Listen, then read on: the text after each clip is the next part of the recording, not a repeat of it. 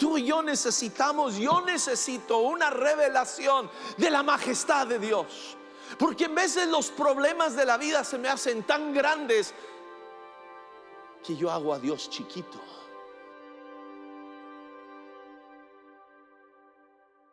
Muy bien, pues qué bueno que están aquí. ¿Estamos listos para escuchar la palabra de Dios? Traigo algo que siento que Dios ha puesto sobre mi corazón.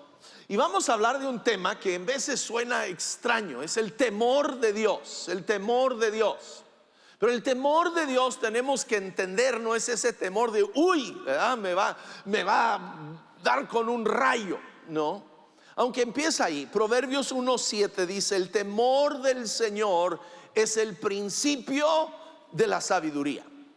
Si tú y yo queremos ser personas sabias, tenemos que iniciar con el temor de Dios en nuestras vidas. Ahora, el temor de Dios para el inconverso es muy diferente que el temor de Dios para el creyente. Sí, para el inconverso el temor de Dios sí debe de traer temor a su vida, porque Dios es el juez eterno que va a juzgar a todo ser humano cuando nos paramos delante de él. Santiago 4 dice: solo Dios, quien ha dado la ley, es el juez. Solamente Él tiene el poder para salvar o destruir. ¿Ves? Tú y yo no tenemos que temer al diablo. El diablo no es quien te va a juzgar. El diablo te va a acusar. Y es un chismoso de primera. Él te va a llevar a pecar pensando que es un secreto que nadie lo va a saber. Y luego el mismo que te conduce a pecar va a ser el que te dilata y lo saca a la luz. Y especialmente en el día de juicio. Entonces, pero Dios es el que debemos de temer, porque Él es el juez. Y dice Isaías 66:16: el Señor castigará al mundo con fuego y con su espada juzgará a la tierra. Romanos 6:23 dice: porque la paga del pecado es muerte. Entonces, si tú y yo el día de hoy estamos viviendo fuera de Jesucristo, si tú y yo no hemos puesto nuestra vida en manos de Jesucristo, sí debemos de temer a Dios, porque viene un juicio donde nos vamos a parar delante de un Dios justo, y Dios va a condenar a cada hombre, mujer, joven, señorita, niño y niña que no ha puesto su esperanza en Jesús a una muerte eterna. Entonces debemos de temerlo. Ahora, el temor del creyente es muy diferente, porque tú y yo tenemos ya esa esperanza de salvación y de vida en Jesús. Ahora, como creyente, yo debo de odiar el pecado. No es nomás, sigo viviendo así en mi pecado y ahora estoy en Cristo, ¿verdad? Pero sigo igual la misma vida. No. El temor de Dios me lleva a odiar el pecado en el que vivía. Proverbios 8:13 dice: todos los que temen al Señor odiarán la maldad. ¿Ves? Si yo antes de Cristo era un mentiroso, era un ladrón, en Cristo no puedo seguir siendo ese mismo mentiroso, ese mismo ladrón. No es una carrera paralela, no. El momento que en Cristo el temor de Dios viene a mi vida, hay un cambio. Dejo de ser ese mentiroso, dejo de ser ese ladrón. Dice, entonces tú y yo, ves, tenemos que odiar el pecado en nuestra vida y querer que Dios lo remueva. Ahora, quiero volver a leerte Proverbios 1:7, ¿verdad? Lo leímos en una versión, la versión de la Biblia de las Américas, que es: el temor del Señor es el principio de la sabiduría. Quiero leértela en el Dios habla hoy. Es una versión un poco más moderna, que da algo de revelación. La sabiduría comienza por, y aquí en vez de decir el temor del Señor, dice honrar al Señor. ¿Ves? El temor del Señor para el inconverso sí debe de ser un temor del juicio que va a enfrentar.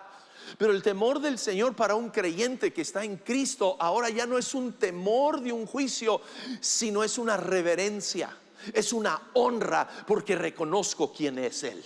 Reconozco que Él es Dios, Él es el creador del universo, Él es el que es Señor sobre todos. Y al reconocerlo, lo reverencio. Escúchame, en veces tú y yo queremos ponernos como cuates con Dios. Dios es mi BFF. No, Dios no es tu BFF. Dios es Dios. Dios es Señor. Él es el que gobierna. Y tú y yo tenemos que honrarlo así. Aún Jesús tuvo reverencia y temor de Dios. Isaías 11 es profético, está hablando de Jesús, es mesiánico. Dice: del trono de Isaí brotará un retoño, un vástago nacerá de sus raíces. El Espíritu del Señor reposará sobre el Espíritu de Dios, está sobre Jesús, espíritu de sabiduría y de entendimiento, espíritu de consejo y de poder, espíritu de conocimiento y del temor del Señor. Y Él, escúchame, Jesús se deleitará ¿en qué? En el temor del Señor. ¿Ves? El Espíritu de Dios es el que trae a tu vida y a mi vida una reverencia por Dios. El Espíritu Santo de Dios viene y ministra a ti y a mí y nos da una revelación de la grandeza de quién es Dios. Jesús tuvo este temor reverente de su Padre. De hecho, Hebreos 5:7 nos dice: mientras estuvo aquí en la tierra, Jesús ofreció oraciones y súplicas con gran clamor y lágrimas al que podía rescatarlo de la muerte. Y Dios oyó. Escúchenme, ¿por qué Dios escuchó las oraciones de Jesús? Es importante entenderlo. Dios oyó sus oraciones por la gran reverencia que Jesús le tenía. Aunque era hijo de Dios, Jesús aprendió obediencia por las cosas que sufrió. Vemos aquí Jesús, el Hijo de Dios, Jesús, Dios encarnado, tuvo reverencia por su Padre Celestial. Y tú y yo debemos de tener reverencia, y por esa reverencia, por ese honor, Dios contestó sus oraciones. Yo no puedo venir delante del trono de Dios y: hey Dios, ¿cómo estás? ¿Cómo va? ¿Qué tal mi compa? Él no es mi compa, Él es Dios. Él es Dios. Y yo tengo que reconocer su grandeza. Sí, es un Dios amoroso, es un Dios presente, pero nunca deja de ser Dios. Dos aspectos del temor de Dios que tú y yo debemos de tener es reverencia y obediencia. Reverencia. Tú y yo tenemos que tener una imagen real de la grandeza y la majestad de Dios. Por eso me encanta en Apocalipsis el capítulo 1 encontramos a Juan. El apóstol Juan es llevado al cielo en esta visión y él escucha la voz. Acuérdense, había estado con Jesús 3 años caminando aquí en la tierra. Conoció a Jesús de Nazaret, lo conoció en su humanidad, lo conoció cuando tuvo hambre, cuando tuvo sed, lo conoció sanando enfermos, lo conoció, lo reconoció como hijo de Dios. Sí lo reconoció como el Mesías, sabía. Pero ahora en Apocalipsis 1, el verso 12, él lo ve en toda su gloria y su majestad. Dice: cuando me di vuelta para ver quién me hablaba, vi 7 candelabros de oro. Nos habla del Espíritu de Dios, el Espíritu Santo, como es revelado. Dice: y de pie en medio de los candelabros había alguien semejante al Hijo del Hombre. Vestía una túnica larga con una banda de oro que cruzaba el pecho. La cabeza, el cabello era blanco como la lana, tan blanco como la nieve, y los ojos eran como llamas de fuego. Los pies eran como bronce pulido, refinado en un horno, y su voz tronaba como potentes olas del mar. Tenía 7 estrellas en la mano derecha y una espada aguda de doble filo que salía de su boca, y la cara era semejante al sol cuando brilla en todo su esplendor. Y verso 17: y cuando lo vi, caí a sus pies como muerto. Cuando ve a Dios en toda su gloria, él no llega: hola cuate, ¿cómo estás? Hey, mi bien. No, ¿qué hace? Se tira al piso como muerto. ¿Por qué? Porque reconoce que está en la presencia de un rey. Está en la presencia de aquel que es sobre todo.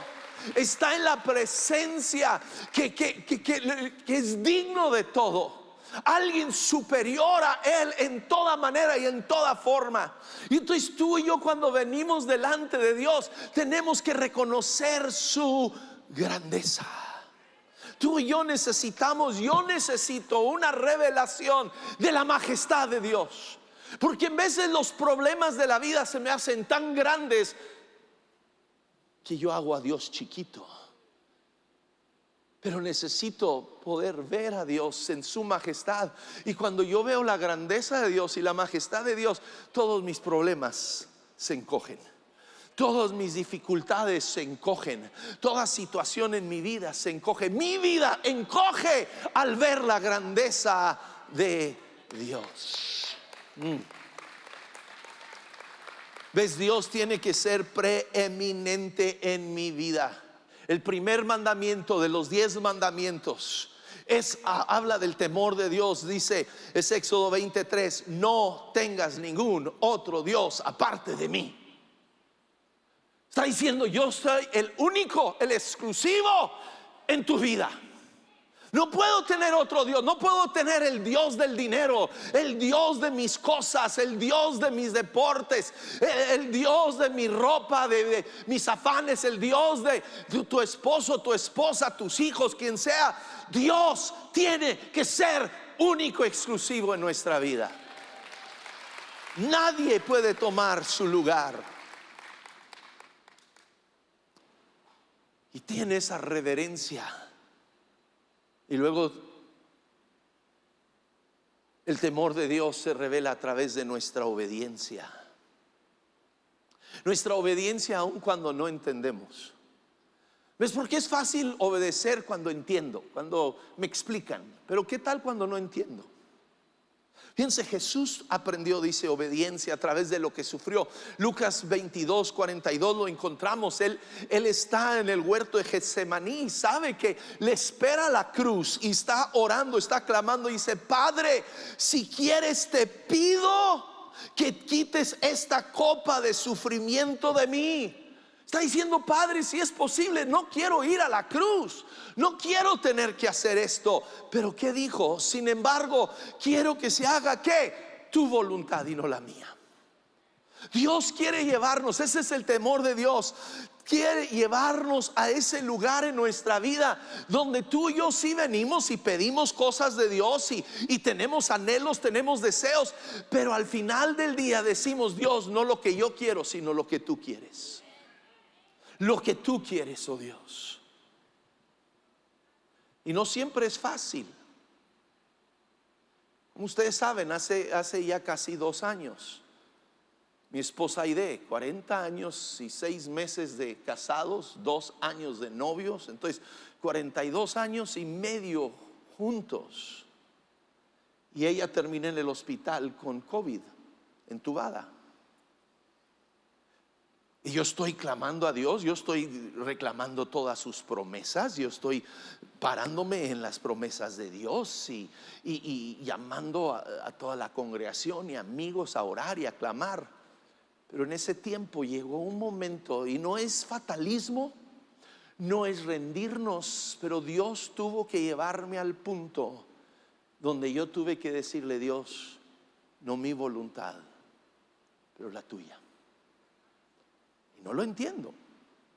Hay cosas que en veces no entendemos, pero sabemos que Dios va a ser glorificado. ¿Ves? Jesús, cuando está pidiendo al Padre: Padre, si es posible que pase de mí esta copa, Él está diciendo: yo no quiero ir a esa cruz, yo no quiero morir esa muerte tan cruel, tan dolorosa, pero no mi voluntad sino la tuya. Y ves, el Padre podía ver, el Padre sabía que porque Jesús se humilló hasta lo bajo, Dios lo exaltó y le dio un nombre que es sobre todo nombre, ante el cual toda rodilla se doblará y toda lengua confesará. Es Dios, el Padre, sabía que por su muerte tú y yo tendríamos vida eterna, tendríamos de salvación. Y fue una cruz, fue una muerte dolorosa, fue algo horrible, pero del otro lado había una victoria esperando. Y entonces tú y yo tenemos que llegar al punto en nuestras vidas de entender: Dios, no mi voluntad sino la tuya. Te voy a obedecer, te voy a glorificar, aún en cosas que no entiendo, sabiendo que tú tienes algo del otro lado que yo no puedo entender, pero tú sí. Y es tu reino que busco, es tu gloria que busco, no es mi voluntad. Entonces el temor de Dios es poner nuestra voluntad a un lado para que la voluntad de Dios sea hecha. Y ahora llego como Pablo, no soy Pablo, ¿verdad? Pero Pablo en sus epístolas empieza estableciendo una base teológica para luego traernos a lo práctico. El temor de Dios, escúchame, es práctico, se vive día a día. El temor de Dios no es nomás el domingo en la mañana, no. El temor de Dios es todos los días de mi vida. Colosenses 3, verso 18. Ahí va, agárrense, pónganse el cinturón porque va a doler. Esposas, sujétese cada una a su esposo como corresponde a quienes pertenecen al Señor. Maridos, ame cada uno a su esposa y nunca la trate con aspereza. Hijos, obedezcan siempre a sus padres, porque eso agrada al Señor. Padres, no exasperen a sus hijos para que no se desanimen. Esclavos, obedezcan en todo a sus amos terrenales. Traten de agradarlos todo el tiempo, no solo cuando ellos los observan. Sírvanlos con sinceridad, debido al ¿qué? Al temor reverente que ustedes tienen al Señor. Trabajen de buena gana en todo lo que hagan, como si fuera para el Señor y no para la gente. Recuerden que el Señor los recompensará con una herencia y que el amo a quien sirven es Cristo. Que al amo que sirven es Cristo. Pero si hacen lo que está mal, recibirán el pago por el mal que hayan hecho, porque Dios no tiene favoritos. Amos, sean justos e imparciales con sus esclavos. Recuerden que ustedes también tienen un amo en el cielo. Ok, ¿están listos? Nos está hablando el temor de Dios. Por el temor a Dios, ¿qué debo de hacer? Uno, esposas, empieza con ustedes. Okay, yo no tengo la culpa, no se enojen conmigo, es Dios. Él puso a la esposa primero. Mujer casada, ¿dónde están todas las mujeres casadas? Lindas, bellas mujeres. Ok, escúchenme. ¿Qué te dice Dios? Por tu temor a Dios te vas a someter a tu esposo como a Cristo. Ah, no, pero él no es Cristo. Yo sé que no es Cristo, pero Dios te está diciendo: lo puse en tu vida para moldearte. No, pero es que bla, bla, bla. Dios dice: por eso te lo di. Así, con todas sus imperfecciones, yo sabía lo que necesitabas, te lo di. Y como mujer debes de tratarlo, cómo debes de someterte. Lo respetas. Lo respetas que con tus palabras hablas bien de él. Hablas bien de él con tus hijos, hablas bien de él con tus amigas, hablas bien de él en Facebook, hablas bien de él con la suegra, hablas bien con él con tu madre, hablas bien de él con todo el mundo. Lo amas, lo cuidas, lo estás esperando, le haces una buena cenita, lo tratas bien, lo honras. Tus palabras, tus acciones. Reconoces que él, tu esposo, es un hijo de Dios y Dios lo ha puesto. Entonces, mujer, si temes a Dios, tú no vas a deshonrar a tu marido. Tú no le vas a estar gritando, tú no lo vas a estar insultando, tú no le vas a estar, ¿verdad?, menospreciando. No, porque tú eres una hija de Dios y tú honras a Dios. Y entonces, por tu temor a Dios y porque tú reverencias a Dios, tú honras a ese hombre que Dios puso en tu vida. Lo respetas y lo tratas bien, mucho más bien de lo que se merece. Oh sí, porque eres hija de Dios. Ahora, esposos, Tú y yo en el temor de Dios, el temor a Dios, tú amas a tu esposa como Cristo amó a la iglesia. ¿Y qué hizo? Se entregó por ella, murió por ella, dio su vida por ella. Hombre, tú mueres en la raya por tu esposa. Tú mueres a tus anhelos y a tus deseos, y tú vives para complacer a tu esposa. Tú la amas. Y hey, hombre, no estamos hablando de sexo. No.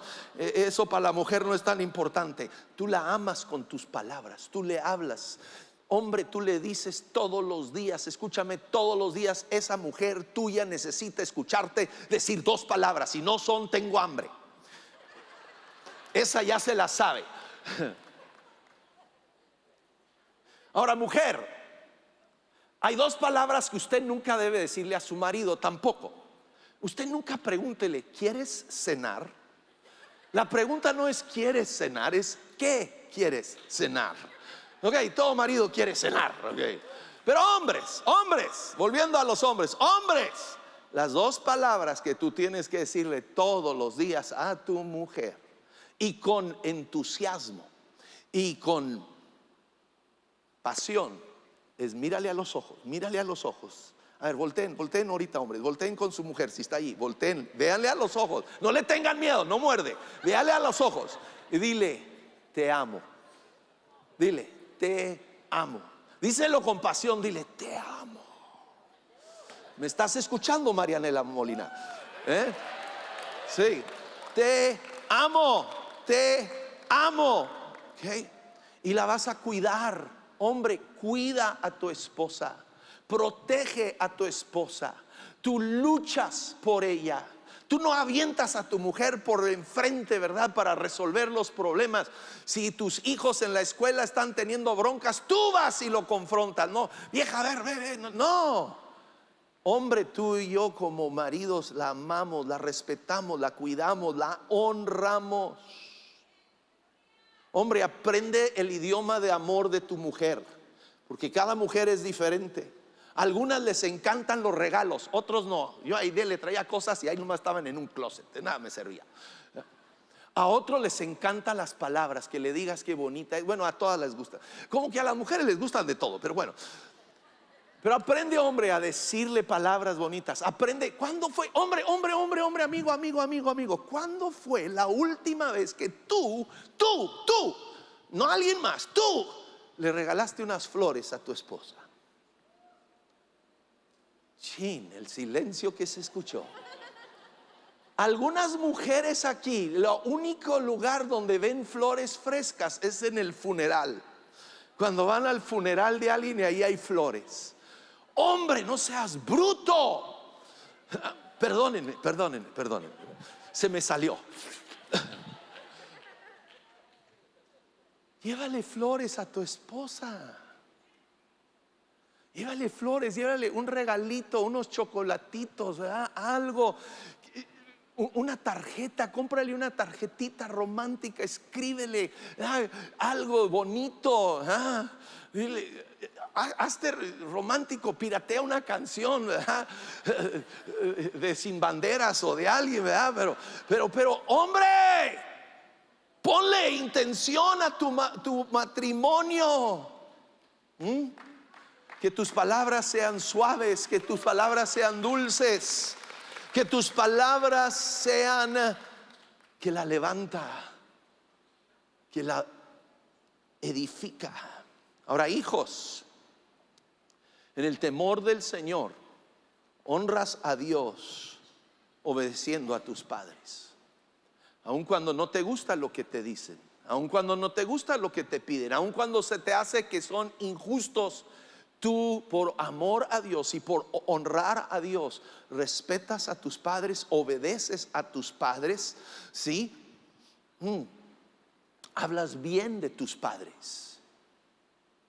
Le das gracias a tu... ¿Cuándo fue la última vez, joven, señorita, que le diste gracias a tu papá por salir a trabajar? A tu mamá, por todo lo que hace. Dale gracias. Ahora, padres, tú y yo en el temor del Señor tenemos que instruir a nuestros hijos. Los disciplinamos en amor, buscando el bienestar de ellos. No disciplinamos en ira, en enojo, en coraje, en frustración. Disciplinamos porque queremos formar su carácter, queremos su bienestar. Los impulsamos, los empujamos a más. Vemos el potencial que hay en ellos y les hablamos: padres, ¿cuándo fue la última vez que usted le dijo a su hijo, a su hija, que estabas orgulloso de ellos? Ay, pues es que no ha hecho nada. ¿Y? Sigue siendo tu hijo, ¿no? Escúchame, Jesús a los 30 años de edad, apenas va a empezar su ministerio. No ha hecho un milagro, no ha sacado ni un demonio, no ha sanado a nadie. Es bautizado en el río Jordán, y cuando sale se abren los cielos y desde el cielo se oye la voz del Padre que dice: ese es mi hijo en quien tengo gran complacencia. Está diciendo: hijo, estoy orgulloso de ti. No había hecho nada a los 30 años de edad. Y Dios el Padre está diciendo: estoy orgulloso de ti, hijo. Papá, mamá, díganle a sus hijos que te escuchen que estás orgulloso de ellos. Abrázalos, abraza a tu hijo, abraza a tu hija. Oh, papás, quiero animar a los papás. Las mamás mexicanas son muy son muy empalagosas, pero bueno. Pero los papás somos muy secos. Papá, abraza a tus hijos y a tus hijas. Abrázalos, papá. Si tú no abrazas a tu hija, te prometo que en la escuela va a haber un lobo rapaz que la va a abrazar. Y no va a ser como tú quieres que la abracen. Entonces abrázala, papá, dale esa seguridad y esa certeza. Ahora, no termino rápido, se me va el reloj. Empleados, dice empleados, en el temor del Señor. ¿Cuántos aquí tienen trabajo? Espero que todos levanten la mano, porque si no, necesita arrepentirse de ser flojo.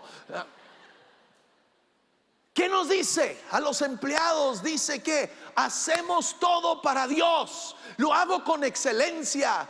Tú no llegas al trabajo tarde, tú no llegas todo fachoso, tú no llegas ahí nomás, es que pues apenas me pagan el mínimo. Tú no trabajas para el mínimo, tú trabajas para el Rey de Reyes. Y tú lo entiendes. Tú entiendes para quién trabajas. No, es que mi jefe es un gritón y es un... Tú no trabajas para él, tú trabajas para Dios. Y Dios es el que te va a recompensar, y Dios es el que te va a bendecir. Entonces debemos de ser los mejores trabajadores. Llegamos temprano, nos quedamos tarde. No estamos perdiendo el tiempo en nuestros teléfonos cuando debemos de estar chambeando. ¿Qué les dice? Hey, no se pongan a trabajar más cuando el jefe los está viendo y luego se va y se ponen a tirar barra. No. ¿Por qué? Porque yo trabajo para Dios. Y aunque todos los demás estén de flojos, yo voy a seguir trabajando, porque yo lo hago para Dios y lo hago con excelencia. Lo hago para honrar a mi Dios. Ese es el temor de Dios.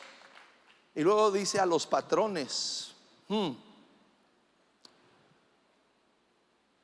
que debo de tratar a mis empleados con dignidad. Debo tratarlos bien. Debo de pagarles un sueldo digno, lo mejor que pueda, lo mejor que se pueda. Y los trato con dignidad, les hablo con dignidad. No los insulto, no los maltrato. ¿Por qué? Porque yo sé que yo también tengo un jefe sobre mí, que es Dios. Y así como Dios me trata a mí, yo trato a los demás.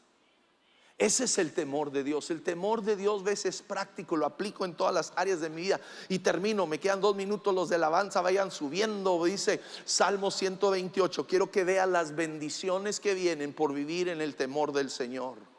Dice: qué feliz es el que teme al Señor. ¿Cuántos quieren ser felices?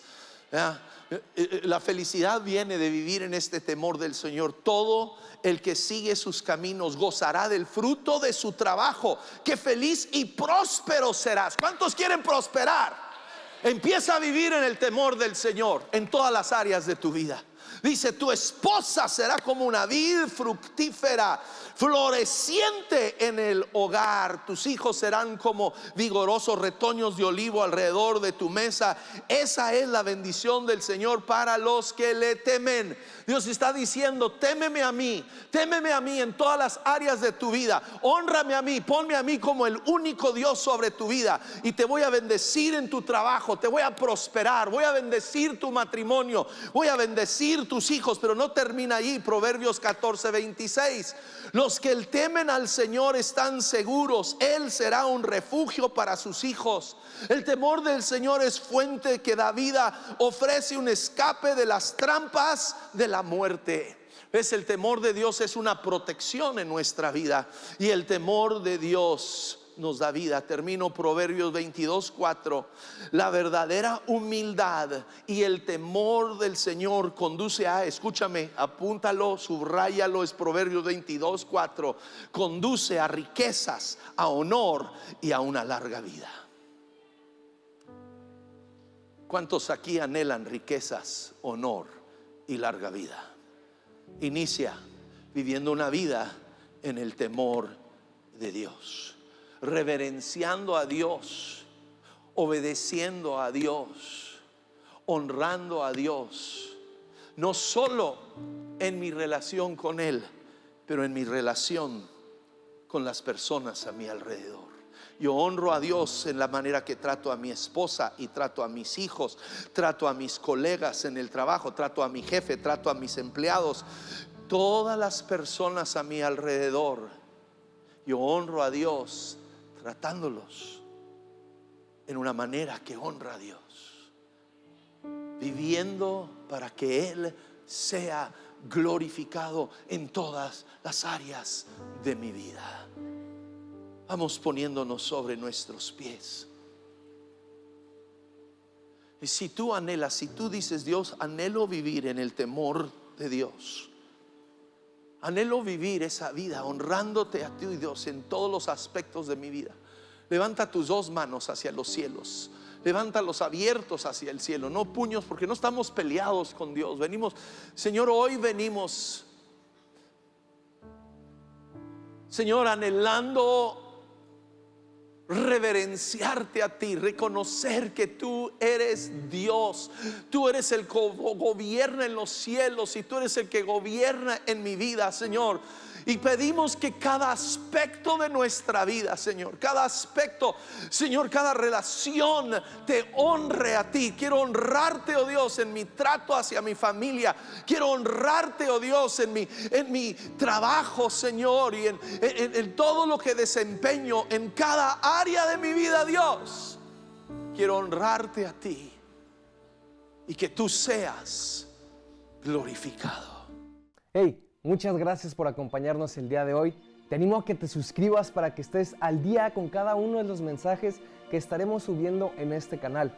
También, ¿por qué no nos sigues en nuestras redes sociales para que estemos en contacto y no te pierdas nada de lo que está sucediendo aquí en casa?